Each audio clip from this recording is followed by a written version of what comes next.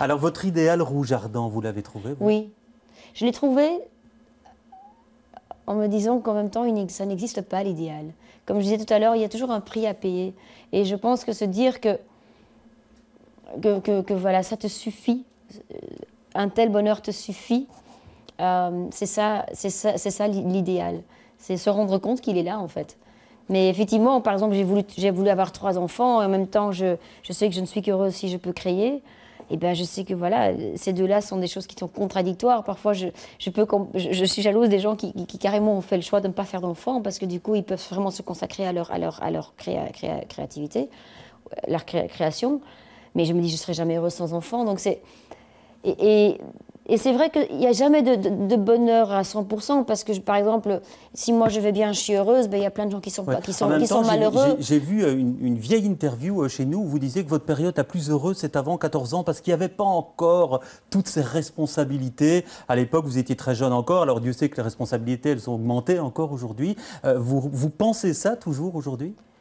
Oui, mais aujourd'hui, j'ai fermé un cercle. C'est vrai que, par exemple, j'ai 1000 raisons pour être malheureuse. Par exemple, toutes ces femmes, tous ces enfants qui vivent encore dans l'injustice, il y a plein de raisons. Et Dieu sait, je me suis rendue très malheureuse pour ça. Mais j'ai compris aujourd'hui que ça n'empêche pas d'être quand même heureuse. Et que même on leur doit ça, parce que nous, on a tellement de choses positives ici qu'il vaut mieux en profiter. Ouais. Donc, mais j'ai retrouvé une sorte j'ai trouvé beaucoup de réponses, en fait. Ouais. Ces albums engagés, ça aide à ça, à trouver des réponses. Parce que cet album-là, c'est un album d'amour, mais j'ai envie de dire d'amour contrarié, d'amour déçu, d'amour disparu, quoi. Oui, mais comment ça se fait qu'on devient heureux en voyant Roméo et Juliette? C'est parce que c'est tragique, il y a pourtant quelqu'un qui meurt. Pourquoi on a aimé Tristan et Iseult ou le Titanic? Mais les amours malheureux, c'est pas du tout vous, hein, ça, Axelle. Non, mais justement, je n'allais quand même pas mettre mon homme à la porte pour pouvoir écrire une déchirure. Mais voilà, moi j'avais envie d'écrire sur comme ces grands sagas, des amours impossibles.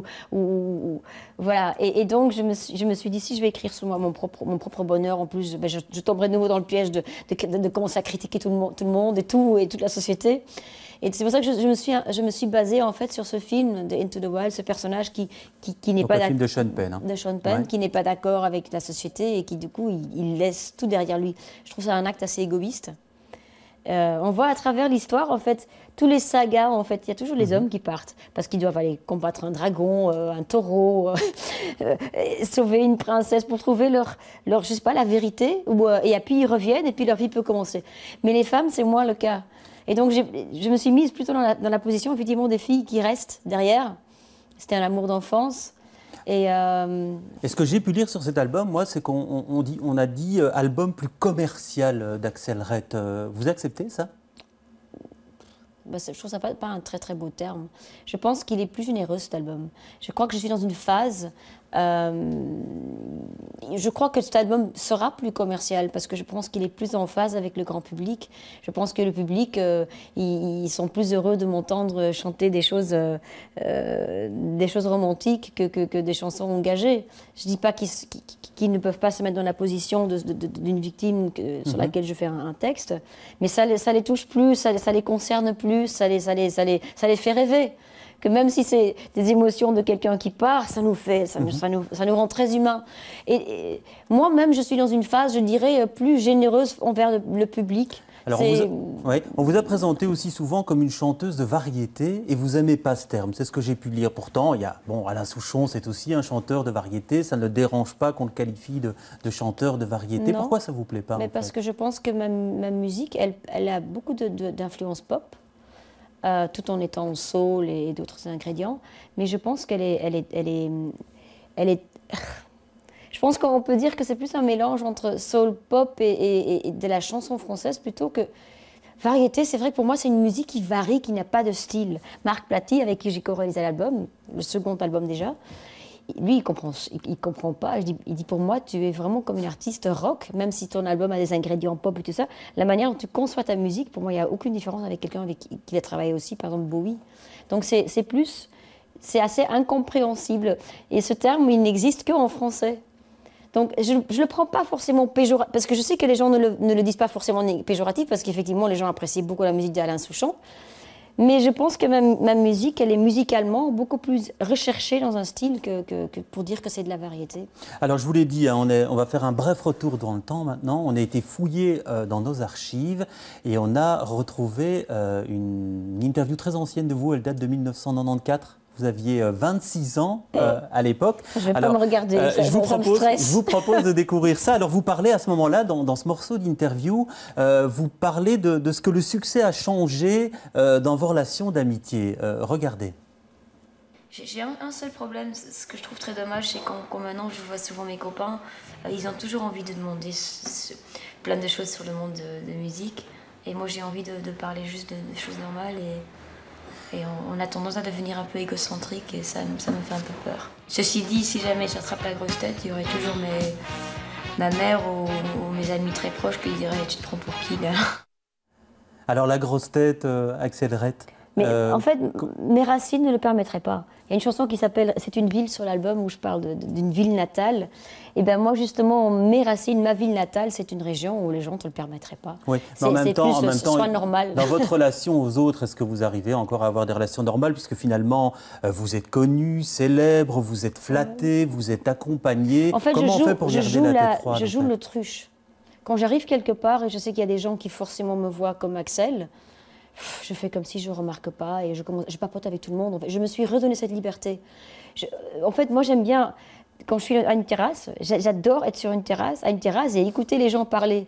Et j'aime bien poser les questions moi-même. Donc, dans le supermarché, je parle à tout le monde parce que je m'intéresse à leurs histoires. Moi, ça me donne beaucoup de matière pour écrire et tout ça. Et donc, un jour, j'ai décidé de refuser de rentrer dans ce personnage qui a peur des gens. Parce qu'en plus, les gens, ils ne font pas de mal, en fait. C'est vrai que je ne peux pas les empêcher, ils t'ont vu à la télé, donc c'est une part de rêve.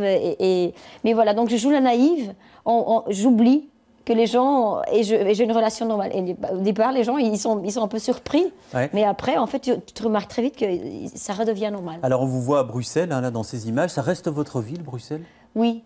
En fait, donc vous continuez à y vivre, quoi. J'ai ma ville natale, donc, qui est à Celt, qui comptera toujours parce que pour une partie, elle m'a faite, qui je suis. Et Paris est très important parce que j'y ai vécu, mais j'y vais vraiment chaque semaine. Et Bruxelles, j'ai des racines. En fait, mon grand-père maternel, aussi bien que ma grand-mère paternelle, ils sont de Bruxelles. Donc et votre quartier, alors, votre quartier fétiche, quel est-il? Mais j'aime beaucoup de quartiers. J'adore les Marolles. D'ailleurs, j'ai cité dans la... Effectivement, vous parlez des Marolliens. Oui, j'adore les Marolles. Pour moi, c'est le vrai Bruxelles. Et comme j'aime bien le côté du marché au port, le Varkensmarkt, où il y a plus les créateurs, c'est moi qui aime les créateurs. J'aime la grande place parce que ça fait... Du coup, tu te sens en vacances, tu te sens le côté international. Et puis, j'aime bien le côté Linkebeek, qui est plus... Linkebeek-Uccle, qui est plus... rural, j'aime bien Bruxelles. C'est comme un grand village. Alors vous parlez des créateurs, alors justement, vous êtes une fashion victime, vous vous en cachez pas, vous exposez même pour l'instant une partie de votre garde-robe, il y a même un bouquin en fait, on va voir quelques images tout de suite de ce livre, vous exposez donc à Hasselt une partie de votre garde-robe. C'est une grande partie. Hein. Une grande partie, oui. Ouais, parce que la question que j'allais vous demander, c'est il y a combien de pièces réservées au dressing dans votre maison? On a habillé... Ah, mais j'ai habillé 130 poupées. Et il y a facilement, suffisamment pour habiller le double. Et maintenant, j'ai encore un peu à la maison, donc j'ai quand même chez moi 2 grandes pièces, plus encore le dressing. Et donc maintenant, c'est vos filles qui vous piquent vos fringues alors? Absolument. Et tous les matins, maintenant, je dois aller à Celle pour m'habiller, c'est difficile. Mais oui, en fait, ma fille aînée, elle porte, pour l'instant, elle a la même taille. Mais je dis, mais elle va peut-être devenir plus grande, donc elle n'aura pas la même taille. Donc je dis, profites-en, elle peut porter ce qu'elle veut. D'ailleurs, moi, à vrai dire, j'ai mis son pantalon. Ouais. Donc, on ferait un vrai échange. Parce qu'en même temps, dans le catalogue de l'exposition, on dit la mode, c'est un moyen d'expression. Quand on voit l'éventail des tenues que vous portez, qu'est-ce que vous voulez exprimer par cette tenue? En fait, voilà, c'est pour ça que la partie victime, c'était plus le côté humoristique pour un petit peu décompresser le côté musée, avec le grand art de art.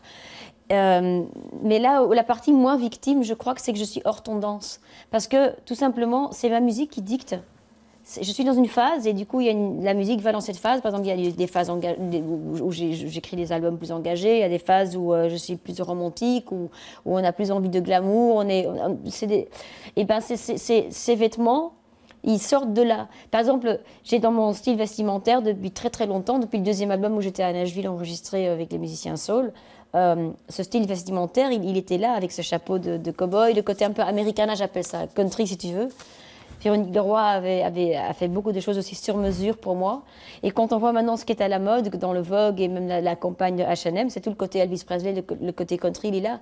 Donc moi, je le porte hors tendance parce que ma musique y va et alors moi j'y vais. Le côté, maintenant je m'habille beaucoup plus romantiquement, je dirais, que l'album précédent. Voilà, et vous n'êtes pas venu en rouge ce soir.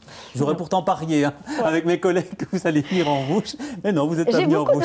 Quand on fait au musée, je me suis rendu compte que j'ai quand même plus de robes en rouge que je pensais.